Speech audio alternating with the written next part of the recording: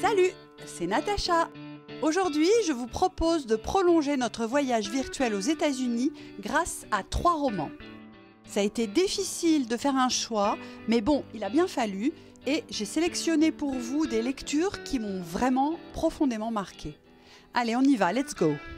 On commence avec mon roman préféré de Russell Banks qui s'intitule « Sous le règne de Bone ». Au début du roman, il vit dans une famille déglinguée, la mère picole, le père s'est barré, le beau-père picole aussi, bref, c'est pas la joie. Donc vu le contexte, Bone décide de tailler la route. Et nous voilà partis avec lui dans un road trip à travers l'Amérique profonde. Ça nous emmènera jusqu'en Jamaïque. Non, pas avec ce genre de voiture. Le récit est à la première personne et tout le talent de Russell Banks, c'est qu'il se met totalement dans la peau de son personnage. C'est un roman d'apprentissage, mais qui n'est pas du tout didactique. Bone prend tout ce qui lui arrive avec nonchalance et dérision. Tous ses déboires deviennent des aventures comiques dans sa bouche. Bref, c'est une vraie réussite. Le deuxième roman dont j'ai envie de vous parler, c'est Suck Van Island de David Vann. C'est l'histoire d'un père qui veut renouer avec son fils et qui décide de l'emmener passer toute une année sur une île déserte en Alaska.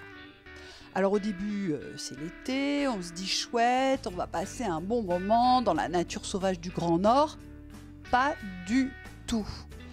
Il s'agit plus d'un huis clos étouffant que d'un bol d'air pur. La nature, qui est tout d'abord sublime, devient inquiétante et le face-à-face entre un père fragile et un adolescent en quête de repères tournera au drame. J'ai été totalement surprise par ce livre.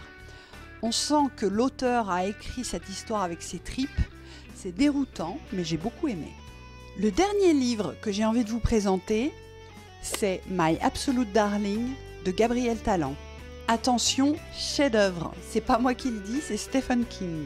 On est en Californie, mais pas du côté citadin et glamour de la Californie comme à San Francisco, plutôt du côté côte sauvage, forêt, voilà.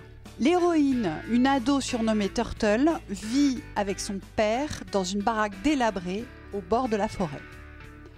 Tout l'enjeu du roman, c'est le combat que Turtle va mener pour se libérer de l'emprise d'un père à la fois fascinant et abusif, afin de conquérir son indépendance.